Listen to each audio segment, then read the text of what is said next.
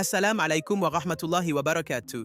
Que la paix soit sur vous toutes et tous, chers frères et sœurs musulmans, chers amis chrétiens également présents aujourd'hui. Je vous remercie sincèrement d'être venus dans cet esprit de respect et de dialogue. Je me présente brièvement, je m'appelle Nadir Al-Fayrouz, je suis un jeune musulman engagé dans la réflexion, le dialogue et la recherche de vérité, et c'est pour moi un honneur immense d'être ici aujourd'hui aux côtés du docteur Zakir Naik, que je salue avec beaucoup de respect. Docteur Zakir, ma question sera simple et directe. Alors, pourquoi les pays musulmans, malgré leur nombre, leurs ressources, leur population et leur foi commune, ne s'unissent-ils pas contre Israël? Wa alaykoum assalam wa rahmatullahi wa barakatuh. Je remercie ce jeune frère pour sa question posée avec respect, clarté et sincérité, et je remercie aussi l'ensemble du public, musulman comme chrétien, car le dialogue pacifique est une valeur commune à nos traditions lorsqu'il est fondé sur la vérité et la justice. La question que tu poses, mon cher frère Nadir, est l'une des questions les plus souvent posées dans le monde musulman contemporain, et également par de nombreux non-musulmans qui observent la géopolitique mondiale. Cependant, pour y répondre correctement, nous devons d'abord comprendre que l'islam ne traite jamais les réalités politiques uniquement par le prisme de l'émotion, mais à travers la sagesse divine, les principes moraux, la responsabilité individuelle et collective et les lois spirituelles établies par Allah. Allah dit dans le Coran, sourate Ar-Ra'd, verset 11. En vérité, Allah ne change pas l'état d'un peuple tant qu'il ne change pas ce qui est en eux-mêmes. Ce verset est fondamental. Beaucoup de musulmans pensent que la solution viendra uniquement de l'extérieur, par une union politique, militaire ou stratégique. Mais le Coran nous enseigne que la racine du problème est intérieure avant d'être extérieure. Lorsque les musulmans étaient unis, non seulement politiquement, mais surtout spirituellement, moralement et intellectuellement, ils n'avaient pas besoin de se demander pourquoi ils n'étaient pas forts, car la force était une conséquence naturelle de leur foi sincère. Allah dit également dans la sourate Al-Anfal, verset 53, « C'est qu'Allah ne change point un bienfait dont il a gratifié un peuple avant que celui-ci change ce qui est en lui-même. » Cela signifie que la division actuelle du monde musulman n'est pas un accident, ni simplement le résultat de complots extérieurs, même si ceux-ci existent, mais aussi le fruit d'un éloignement progressif des valeurs coraniques. Le prophète Mohammed nous a avertis de cela. Dans un hadith authentique rapporté par Abu Daoud, le prophète a dit que viendrait un temps où les nations se ligueraient contre les musulmans comme des gens se rassemblent autour d'un plat. Les compagnons demandèrent alors, « Serons-nous peu nombreux ce jour-là » Il répondit, « Non, vous serez nombreux, mais vous serez comme l'écume de la mer. Allah enlèvera la crainte de vos ennemis et mettra dans vos cœurs le wan. » On demanda, « Qu'est-ce que le wan, ô messager d'Allah » Il répondit, « L'amour de la vie d'ici-bas et la haine de la mort. Voilà une clé majeure de compréhension. » Les pays musulmans aujourd'hui sont géographiquement fragmentés, idéologiquement divisés et spirituellement affaiblis. Beaucoup de dirigeants musulmans gouvernent selon des intérêts nationaux étroits, parfois tribaux, parfois personnels, parfois dictés par des puissances étrangères, plutôt que selon les principes de la justice islamique. L'islam n'enseigne pas l'unité symbolique ou émotionnelle, mais une unité fondée sur la justice, la vérité et la soumission sincère à Allah. Allah dit dans la sourate An-Nisa, verset 58, « Allah vous ordonne de rendre les dépôts à leurs ayants droit, et quand vous jugez entre les gens, de juger avec équité. » L'union des pays musulmans ne peut donc pas être authentique tant que la justice n'est pas établie à l'intérieur même de ces sociétés. Beaucoup de pays musulmans oppriment leur propre population, emprisonnent des savants, censurent la vérité et nourrissent des divisions internes. Comment peuvent-ils alors prétendre s'unir sincèrement pour défendre une cause internationale, quelle qu'elle soit, si les fondations internes sont corrompues? Le prophète a dit dans un hadith rapporté par Muslim, « Chaque berger est responsable de son troupeau. » Cette responsabilité commence au sommet. Il est également important, surtout dans un cadre de dialogue islamo-chrétien, de rappeler que l'islam ne prône pas l'injustice contre un peuple simplement en raison de son identité religieuse ou ethnique. Le Coran est très clair dans la sourate Al-Ma'ida, verset 8. « Ô vous qui croyez, soyez stricts dans l'équité, témoins pour Allah, même contre vous-même, et que la haine pour un peuple ne vous incite pas à être injuste. Soyez justes, cela est plus proche de la piété. Ainsi, la question palestinienne, par exemple, doit être comprise sous l'angle de la justice, de la dignité humaine et du droit international, non pas sous l'angle d'une haine religieuse. Les pays musulmans, malheureusement, ont remplacé la Ummah par le nationalisme, une idéologie importée qui fragmente artificiellement une communauté fondée sur la foi. Le prophète a clairement condamné la sabiyya, le chauvinisme tribal ou national. Dans un hadith rapporté par Abu Daoud, il a dit « Celui qui appelle à la sabiyya n'est pas des nôtres ». Or aujourd'hui, chaque pays musulman défend ses frontières politiques avant de défendre la justice universelle. Cette mentalité empêche toute action collective sincère. De plus, beaucoup de pays musulmans dépendent économiquement, militairement et technologiquement de puissances non musulmanes. Cette dépendance limite leur souveraineté réelle. Allah nous rappelle dans la sourate Al-Imran, verset 139, « Ne faiblissez pas et ne soyez pas affligés, car vous êtes les plus hauts si vous êtes croyants. » Ce verset n'est pas une promesse automatique, mais une condition. Si vous êtes croyants. La foi authentique se traduit par l'indépendance morale, intellectuelle et stratégique. Certains pensent que l'union militaire est la solution immédiate, mais le Coran nous enseigne que la victoire ne vient pas du nombre. Sourate Al-Baqarah, verset 249, dans l'histoire de Talou et Jalut, Allah montre que la majorité peut être faible tandis qu'une minorité sincère peut triompher par la permission d'Allah.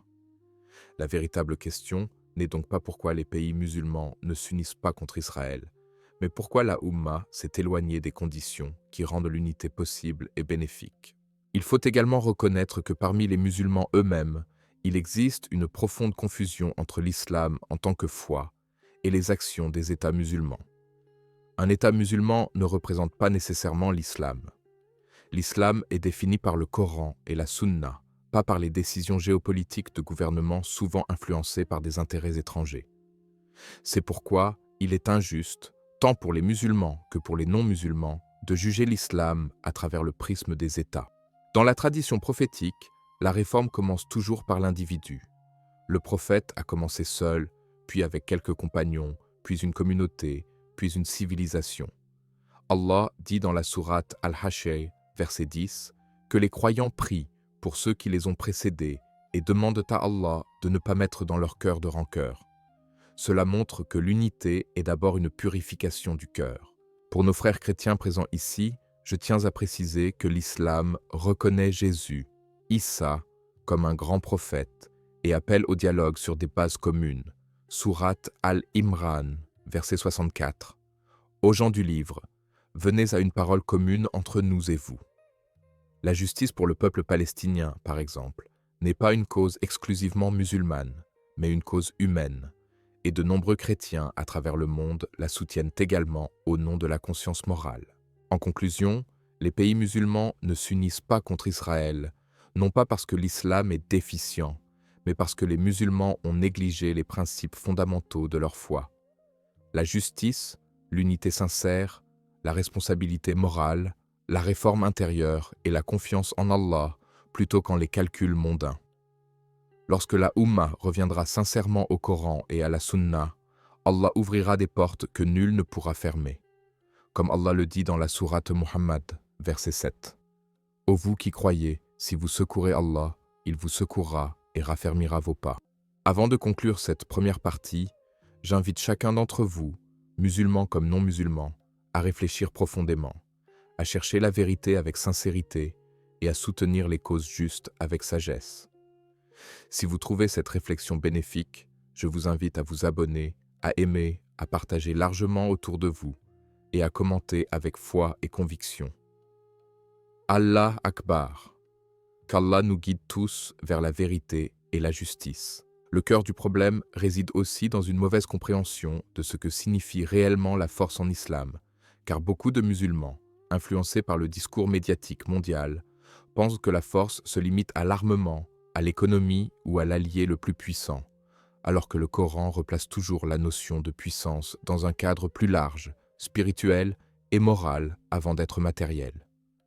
Allah dit dans la sourate Al-Anfal, verset 60, « Et préparez contre eux tout ce que vous pouvez comme force et comme cavalerie équipée, afin d'effrayer l'ennemi d'Allah et le vôtre. » Ce verset est souvent cité, mais rarement compris dans sa globalité, car la force mentionnée ici inclut aussi la discipline, la cohésion, la sincérité de l'intention et l'obéissance au commandement divin. Or, lorsque les pays musulmans sont divisés par des rivalités internes, des conflits sectaires, des intérêts économiques concurrents et des ambitions personnelles de dirigeants, cette force devient illusoire, même si les ressources matérielles existent. Un autre facteur majeur est la fracture idéologique au sein même du monde musulman. Le prophète Mohammed a mis en garde contre les divisions doctrinales et politiques qui affaiblissent la Ummah. Allah dit dans la sourate Al-Imran, verset 103, « Et cramponnez-vous tous ensemble au câble d'Allah et ne soyez pas divisés. » Pourtant, aujourd'hui, certains musulmans se définissent d'abord par leur école, leur courant, leur groupe ou leur pays, avant de se définir comme membres de la Ummah. Cette fragmentation fait que, même lorsqu'une injustice est reconnue, la réponse est désorganisée, émotionnelle et rarement stratégique. Il faut aussi parler honnêtement du rapport des pays musulmans à la peur. Beaucoup de gouvernements musulmans craignent les sanctions économiques, l'isolement diplomatique ou les pressions militaires. Cette peur n'est pas seulement extérieure, elle est intérieure.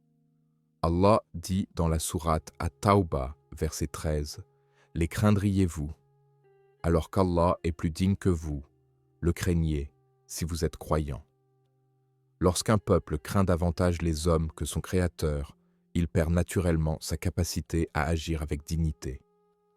L'histoire islamique nous montre que les plus grandes victoires ne sont pas venues quand les musulmans étaient là matériellement supérieurs, mais lorsqu'ils avaient une confiance totale en Allah, tout en faisant les efforts nécessaires. Il est également essentiel de comprendre que l'islam ne prône pas une réaction impulsive. La sagesse fait partie intégrante de la prédication islamique.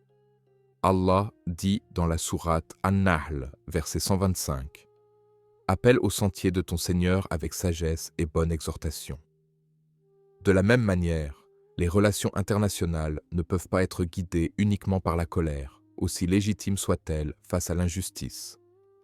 Beaucoup de pays musulmans savent que toute action collective mal préparée pourrait entraîner des souffrances encore plus grandes pour les populations civiles, et cela pose une responsabilité morale lourde.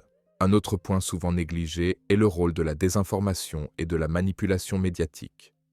L'opinion publique mondiale est façonnée par des récits qui présentent certaines réalités de manière partielle ou biaisée. Or, de nombreux pays musulmans n'ont pas investi sérieusement dans la transmission de leur narration, ni dans la défense intellectuelle et médiatique de la justice. Le prophète a dit dans un hadith authentique, « La sagesse est la monture du croyant. Où qu'il la trouve, il en est le plus digne. » Aujourd'hui, la sagesse exige aussi la maîtrise de la communication, du discours rationnel et du langage universel des droits humains.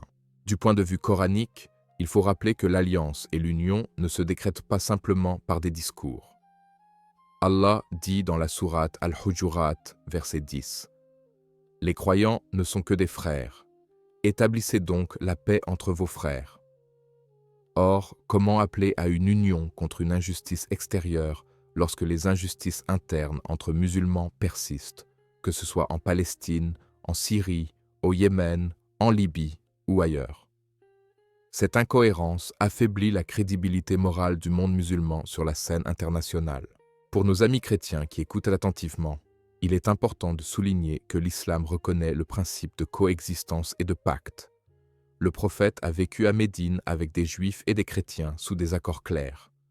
Le problème actuel n'est donc pas un conflit religieux au sens théologique, mais une question politique, territoriale et de justice. Réduire ce sujet à une guerre de religion est une simplification dangereuse qui empêche toute solution durable. Il faut aussi reconnaître une réalité douloureuse. Une partie de la Ummah a perdu l'espoir actif et l'a remplacé par la colère passive. Le Coran condamne cette attitude. Allah dit dans la sourate Ar-Ra'd, verset 28, « C'est par le rappel d'Allah que les cœurs se tranquillisent. » Sans cette tranquillité intérieure, les réactions deviennent désordonnées et inefficaces. L'islam enseigne l'endurance, la patience active et la constance sur le long terme. Lorsque nous examinons la question sous l'angle prophétique, nous voyons que le prophète a enduré 13 années d'oppression à la Mecque sans lever les armes, tout en préparant spirituellement et intellectuellement sa communauté. Ce n'est qu'à Médine, lorsque la communauté était structurée, unie et disciplinée, que certaines formes de défense furent autorisées. Cela montre que l'action collective nécessite une maturité préalable. Allah dit dans la sourate Al-Baqarah, verset 216, « Le combat vous a été prescrit alors qu'il vous est désagréable. Or, il se peut que vous ayez de l'aversion pour une chose alors qu'elle est un bien pour vous. » Mais cette prescription est encadrée par des conditions strictes. Il est également indispensable de parler de la responsabilité individuelle des musulmans à travers le monde. Trop souvent, on attend tout des gouvernements, alors que le changement commence par l'éducation, la moralité, l'économie éthique et l'engagement civique. Le prophète a dit « Le croyant fort est meilleur et plus aimé d'Allah que le croyant faible, bien que dans les deux il y ait du bien. » Cette force inclut la connaissance, la discipline et la contribution positive à la société. Enfin, il faut souligner que l'histoire humaine ne se résume pas à un seul moment. L'islam nous enseigne que les cycles de puissance et de faiblesse alternent. Allah dit dans la sourate Al-Imran, verset 140, « Et ces jours, nous les faisons alterner parmi les gens. » Cela signifie que la situation actuelle, aussi douloureuse soit-elle, n'est ni éternelle ni définitive. Mais le changement ne viendra pas par des slogans ou des réactions émotionnelles. Il viendra par un retour sincère aux principes divins, par une réforme profonde des cœurs, des esprits et des structures, et par une compréhension mature de la justice telle qu'enseignée par le Coran. C'est dans cette perspective que la question de l'union des pays musulmans doit être comprise, non comme un simple affrontement, mais comme un processus long, exigeant, basé sur la vérité, la justice et la sagesse. Et c'est seulement en rétablissant ces fondations que toute union future pourra être bénéfique, crédible et conforme aux enseignements d'Allah. Je te remercie sincèrement, Dr Zakir Naik, pour le temps que tu m'as accordé, pour la profondeur de ta réponse et pour la patience avec laquelle tu as développé ce sujet complexe devant cette audience composée de musulmans et de chrétiens. J'ai réellement senti que tu as écouté ma question avec attention et que tu y as répondu avec sincérité, sagesse et fidélité au Coran et à la Sunna, sans haine ni excès, mais avec une volonté claire d'éclairer les cœurs et les esprits. Tes paroles permettent non seulement de mieux comprendre la réalité du monde musulman, mais aussi de rappeler que la justice, la foi et la responsabilité commencent par soi-même. Pour tout cela, je tiens à te le dire clairement et avec respect. Qu'Allah te bénisse, cher professeur Dr Zakir Naik. Je te remercie à mon tour, mon cher frère, pour ta question posée avec respect, maturité et intelligence, car ce sont ce type de questions sincères qui font avancer la réflexion et permettent un dialogue bénéfique entre les croyants et avec nos amis d'autres confessions. Je remercie également cette audience pour son écoute attentive. J'encourage chacun d'entre vous à poursuivre cette quête de compréhension avec sagesse. Si ce contenu vous a été utile, je vous invite à vous abonner à la chaîne Paix du Messager, à aimer cette vidéo, à la partager autour de vous afin que ce message atteigne un plus grand nombre de personnes, et surtout à participer activement dans les commentaires en posant vos questions en lien avec ce script, afin que nous puissions continuer à réfléchir ensemble à la lumière du Coran et de la raison.